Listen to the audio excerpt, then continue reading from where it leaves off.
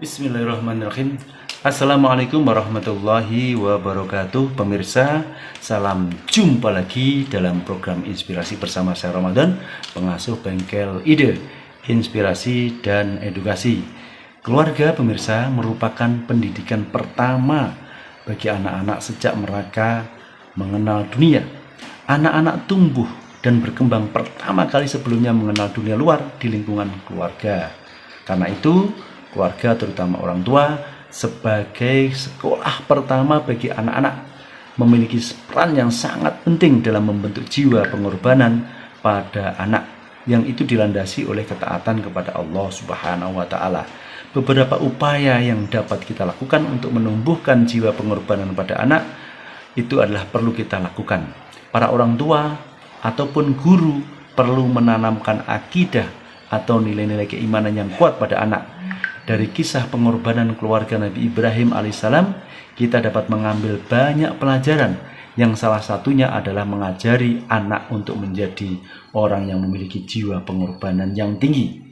Nabi Ismail alaihissalam pada usia belia mampu mempersembahkan dirinya untuk disembelih oleh ayahnya dalam rangka untuk mentaati perintah Allah, semata-mata untuk taat pada perintah Allah. Ketaatan Nabi Ismail alaihissalam tentu tidak datang secara kebetulan.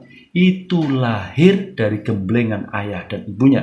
Penanaman akidah atau nilai-nilai keimanan yang kuat pada Ismail inilah yang memunculkan ketaatan dan melahirkan sikap untuk rela pengorbanan apapun, termasuk jiwanya untuk Allah Subhanahu wa taala. Inilah yang harus senantiasa kita tanamkan kepada anak-anak kita.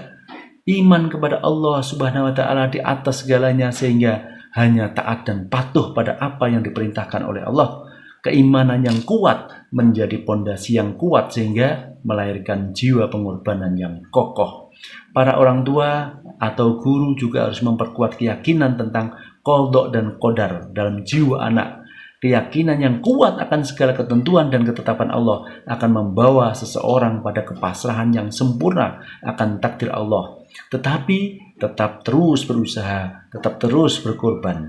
Ia yakin pengorbanan yang telah dikeluarkan akan membawa kebaikan selama berada di jalannya. Ia akan dengan ikhlas mengorbankan waktu, harta, kesenangan, bahkan jiwanya hanya untuk Allah Subhanahu wa taala, serta siap untuk menanggung risiko apapun yang akan dipikulnya demi berjuang di jalan Allah.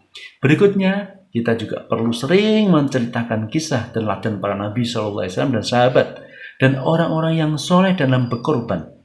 Peristiwa pengorbanan Nabi Ibrahim dan Nabi Ismail merupakan kisah yang sangat nyata dan bukan dipahami oleh anak-anak kita. Dan itu sangat mudah dipahami oleh anak-anak kita.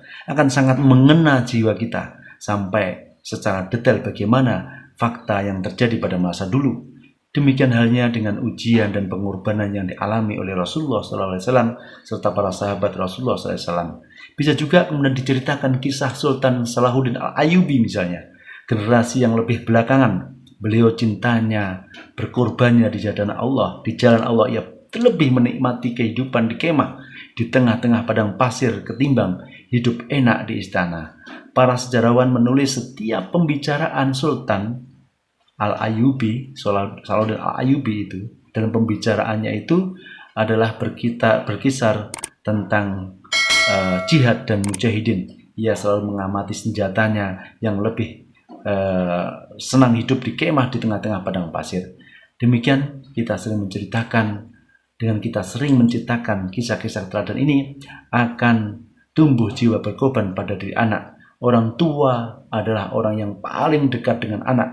Ia adalah pendidik pertama bagi anak karena anak itu akan sering mengikuti apa yang dilakukan oleh orang-orang yang ada di sekitarnya. Karena itu pula orang tua memiliki peran penting dalam memberikan contoh yang baik bagi anak, termasuk pengorbanan.